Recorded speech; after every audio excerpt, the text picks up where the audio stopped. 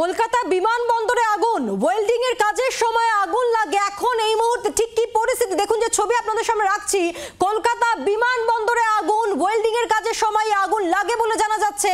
সৌমেন ভট্টাচার্য রয়েছেন আমাদের সঙ্গে, টেলিফোনের প্রতিনিধি। সৌমেন, কি পরিস্থিতি?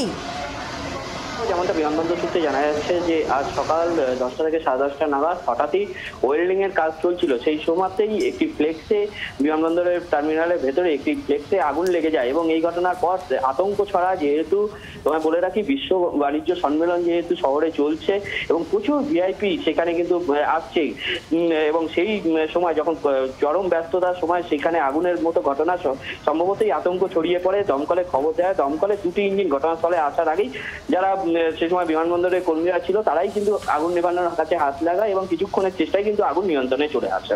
সৌমেন, ঠিক কোন জায়গায় বিমানবন্দরের টার্মিনালের ভেতরে তুমি যেমনটা বলছো, কোন জায়গায় আগুন লাগে?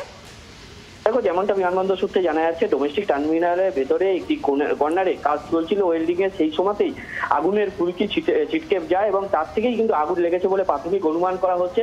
এবং যেমনটা জানা যাচ্ছে যে বিমানবন্দরের যারা কর্মীরা ছিল তারাই কিন্তু ফায়ার এক্সটিংগুইশার দিয়ে কিন্তু আগুন নিভিয়ে ফেলে। তুমি যেমনটা বললে সৌমেন, চরম ব্যস্ততম দিন এবং বিশ্ববঙ্গ বাণিজ্য সম্মেলন আজ থেকে শুরু হচ্ছে, ভিভিআইপিরা আসছেন, আর তার মধ্যে এই ঘটনা। কোনো যাত্রী আহত হয়েছেন কি, কিছু কি জানা যাচ্ছে? না, এখনো পর্যন্ত কিন্তু বিমানবন্দরে কোনো আহত বা হতাহতের কোনো খবর নেই। কারণ যেমনটা তোমায় বলছিলাম, যেহেতু শহরে বিশ্ববঙ্গ সম্মেলন শুরু হয়েছে এবং তার আজকে প্রথম দিন, প্রচুর ভিআইপি তারা কিন্তু বিমানবন্দরে সকাল থেকেই নামছে, যেমনটা আমরা খবর দেখাচ্ছি। এবং তারই মধ্যে এই ধরনের একটি আগুনের ঘটনা এবং তাতে কিন্তু যথেষ্ট আতঙ্ক ছড়ায় এবং বিমানবন্দর কর্তৃপক্ষ তারা কিন্তু তড়িঘড়ি ব্যবস্থা নেয় এবং দমকল আসার আগেই, যেমনটা তারা জানাচ্ছে যে দমকল আসার আগেই তারা যারা কর্মীরা ছিল তারা কিন্তু ফায়ার এক্সটিংগুইশার দিয়ে কিন্তু আগুন নিভিয়ে ফেলে এবং এই স্বাভাবিক সবকিছু। ধন্যবাদ সৌমেন।